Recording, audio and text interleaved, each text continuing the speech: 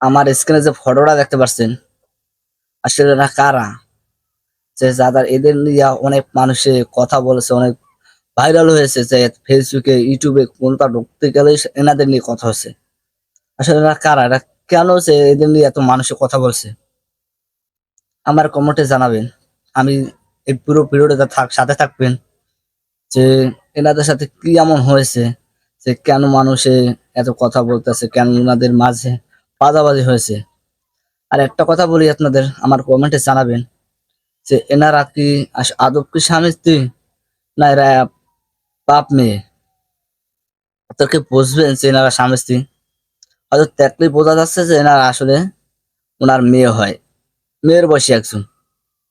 তা মেয়ের বয়স কোথায় আর ছেলের বয়স কোথায়? ছেলের বয়স হচ্ছে আপনার 40 বছর বাড়িয়ে গেছে, মেয়ের বয়স কিন্তু 20 বছর। তাদের কিন্তু বিয়ে হয়েছে। তা ছেলের দুটো বউ ছিল, আর মেয়ের কিন্তু 4টি বিয়ে। 4 জনের সঙ্গে বিয়ে করেছে, সংসার করেছে, তাদের ডিভোর্স দিয়ে কিন্তু উনার কাছে বিয়ে করেছে, যার বয়স 40 বছর বাড়িয়ে গেছে। তারই সন্তান আছে, তারও 2 জন সন্তান আছে। সে থেকে বিয়ে করেছে। তাদের এত কত কথা বলা হচ্ছে যা আসলে তাদের কবিতায় কিছু লেখা লাগে যে আসলে তারা কি করতেছে, সে আসলে কি এরা থেকে ভাইরাল হতে মিডিয়া এসেছে। হঠাৎ কিন্তু তারা মিডিয়ার কাছে কিন্তু এসে হঠাৎ এই কথাগুলো বলছে। আগে আগে কি ছিল? আগে কোনো ঘটনা ঘটেছে, বিষয় আসলে কোথায় গেছিলে? এখন হঠাৎ তারা লাইভে এসে বা মিডিয়ার কাছে এসে কথাগুলো সবকিছু তার জীবনে যা হয়েছে সবকিছু বলে দিচ্ছে। আসলে একজনের দোষ না, দোষ হচ্ছে 2 জনার। উনি কিন্তু 4 জনের সঙ্গে সংসার করছে, আর উনি কিন্তু 2 জনের সাথে সংসার করছে। তাই দেখতে বলছি কিন্তু উনার সঙ্গে। আর ছেলের কিন্তু একটা বড় একটা দোকান আছে, কাপড়ের দোকান। সেই দোকানে কিন্তু মেয়ে কাজ করতো।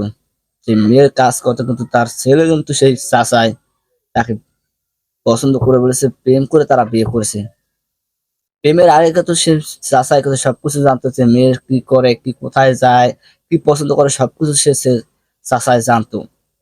তা বিয়ের আগে কিন্তু বলেছে আমার বিয়ে হয়েছে, আমার সন্তান আছে, আমি কি করি বা আমার কোনটা পছন্দ হয়, আমার কোনটা খাইতে পছন্দ হয়, আমার কোনটা যেতে পারে, সবকিছু বলেছে চাচার কাছে। তবে চাচাই সব রাজি হয়েছে।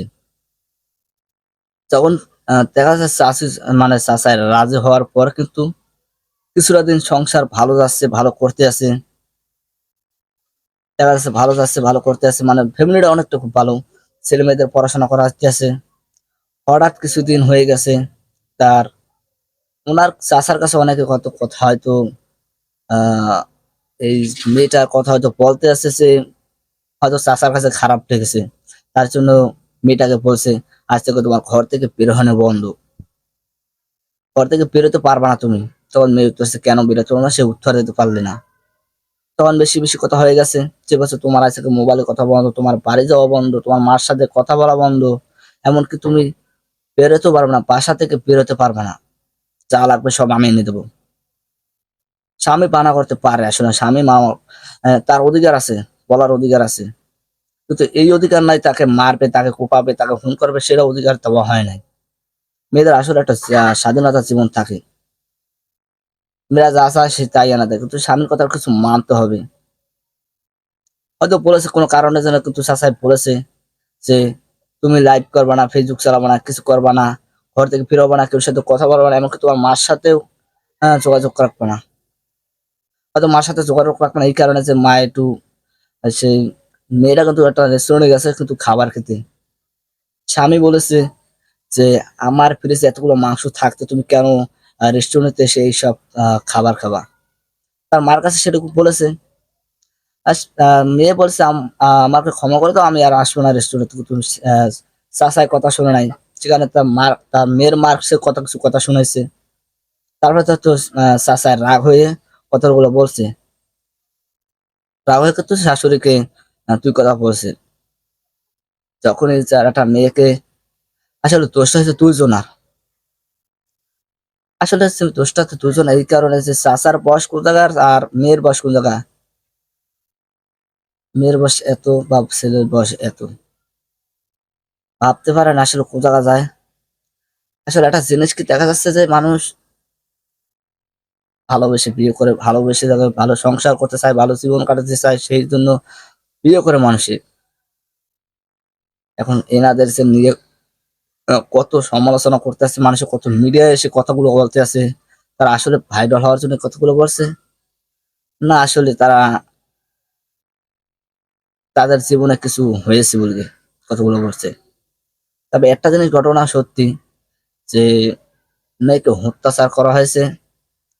আসলে আপনার চাচার হয়তো বউ, আপনার বউ, তাই বউ হিসেবে কিছু কথা বলা আপনার উচিত আছে, মানে অধিকার আছে, কিন্তু মারার অধিকার আপনার অধিকার কেমন কেউ দেয় নাই। তার দোষটা আপনার দুইজনার। আপনি মারার হুমকি দিয়েছেন, গালাগালি দিয়েছেন, মারধর করেছেন, ঘর থেকে বেরোতে মানা করছেন। তাই জন্য মেয়েরা আর ঘরে বসে চায় না, আপনার সাথে সংসার করতে চায় না বলে ডিভোর্স দিচ্ছে, কিন্তু আপনার ডিভোর্স মানে উনি আর দিতে চায় না, মানে ওনাকে ডিভোর্স দেবে না, বলেছে ডিভোর্স দেওয়া হবে না। তাই চাচায় রাগ হয়েছে, তা ওনার সঙ্গে মেয়ে সংসার করবে না, আর একজনের সঙ্গে সংসার করে বিয়ে করবে, তার সাথে সুখে থাকবে, কিন্তু সে সংসার করতে চায় না। তাই বলে কিন্তু ওখানে কিন্তু সেই চাচায়, কিন্তু মেয়েরা কিন্তু রুমে নামাজ পড়ে সে সময়, নামাজ পড়ার সময় কিন্তু চাচা কিছু গুন্ডা পাঠিয়ে দেওয়া হয়েছে বাসার ভিতর। সেই বাসার ভিতরে একটা চুরি রয়ে এসেছে, তার পিছন বলে আঘাত করা হয়েছে। সেই আঘাত করা হয়েছে, তার কিছু আসলে কিছু মনে ছিল না যে আসলে তার সাথে কি অমন হয়েছে। যখন ওনার প্রথম প্রথম গাড়া হয়েছে, নাক পাশে ঘুষি মারা হয়েছে, নাক পাশে তার নাকের হাড় কুড় সব ভেঙে গুঁড়ো গুঁড়ো হয়েছে। আসলে আসলে তার নাকের কিছু নাই, মাথা থেকে তার গাল পর্যন্ত তার ছুরি ছাড়িয়েছে, এবং তার সারা মুখটা প্লাস্টিক সার্জারি করেছে। আসলে কি তার আমার কমেন্টে জানাবেন সবাই, আর হ্যাঁ ভিডিওটা সবাই শেয়ার করবেন। আর আমি একটা কথা বলি, যে এরকম কোনো মেয়েদের কোনো অত্যাচার করা হবে না। আপনার বিয়ে করেছেন, স্বামী স্ত্রীর অধিকার আছে, না তো কিছু কথা বলার অধিকার আছে, হয় একটু সামান্য রাগারাগি কিন্তু মারতো, কিন্তু এরকম অত্যাচার করার আপনার কোনো অধিকার দেওয়া হয় নাই, আর আপনি অধিকার করেছে। তাই ভিডিওটা সবাই শেয়ার করবেন। ভালো থাকুন, সুস্থ থাকুন। আবার আসতেছি পরের ভিডিও নিয়ে।